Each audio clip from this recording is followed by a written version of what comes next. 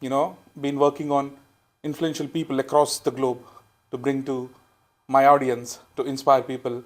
And in my search, we found Nimisha Madhwani ji. Nimisha ji, you will be a first diplomat on my show. I'm personally very inspired by your story and what you have done so far. So thank you so much for accepting to do this with us first of all. And thank you so much for hosting us in the Uganda house. How did this journey start for you? As in, like you mentioned about big names, and in my research, I have seen that Madhwani is a very big name in Uganda, and you're all business people fundamentally, right? How did you land into public services, and how did you come into this role? Well, in Uganda, we have a lot of strong Indian Ugandan families. Yeah. There's the Vaderas, there's the Metas, there's the Makwano, Yeah. there's Uparelia, there's some Patels. It's a whole growing community. Now we have a new migrant community that's also there from South India, Hyderabad. So you can see the Gujaratis and the melting pot. The Gujarati is, little Uganda is now in Harrow Yeah. and Wembley, and so they're all over in the United Kingdom, Sweden, Denmark, and many Ugandan indigenous as well. So we're now going to be soon, I believe, a tribe in Uganda. And talking about tourism, right? I mean, you mentioned about a lot of great stuff about Ugandan tourism. So one of the stereotype, or you call it as myth, right? So with African nations, especially in the Western world, is like security, safety, and all those stuff comes into picture. I know Uganda is a very safe country, but how do you break this barrier of stereotypes or the myths that is it safe to go to Africa for tourists? I know a lot of people do travel now, but have you heard this anytime before? I think Uganda is safer than New York City sometimes. So we have good secure measures in place. Incidents happen, like they happen all over the world, but we don't have a crime rate that is like a mega crime rate. So the president has made sure the country, because we brought his leadership is looking at bringing a country back to stability, which is where it is from where it was. Challenges that you face as an ambassador between the countries, like I know it's not a plain road always, right? You will have bumps.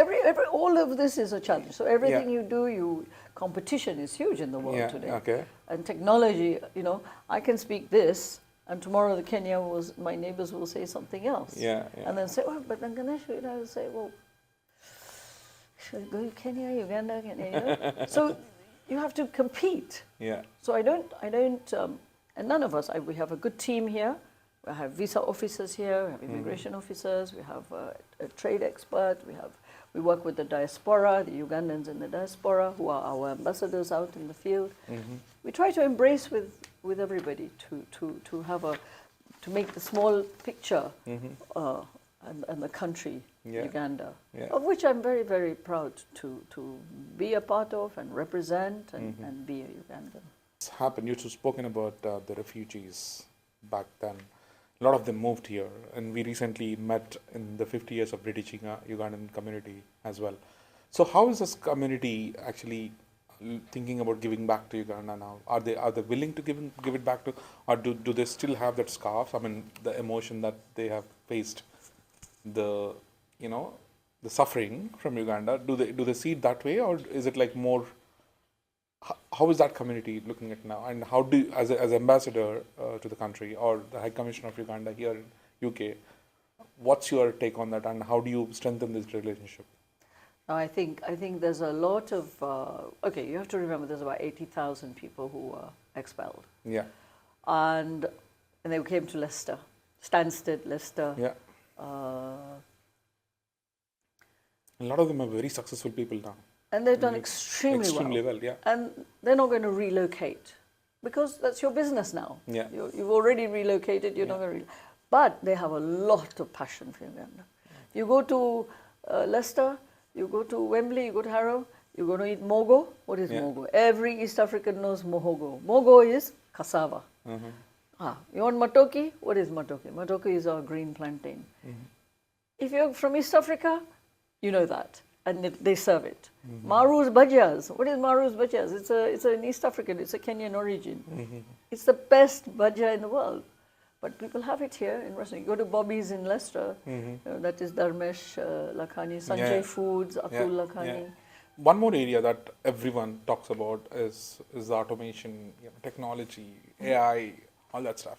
So in terms of that, like, how is Uganda doing in that area? Like, do you see technology picking up well in Uganda as well? We have a brilliant youth population. 65 to 70% of our population is under 35 years old. That's brilliant. And they are so good on this technology. I just give you an example. The other day, Airtel is in Uganda and competes with MTN, and Leica Mobile is also coming in with from Sri Lanka. So you can already see from 3 companies, I've told you, India, Sri Lanka, South Africa, they're all there. So you can see the market business opportunity.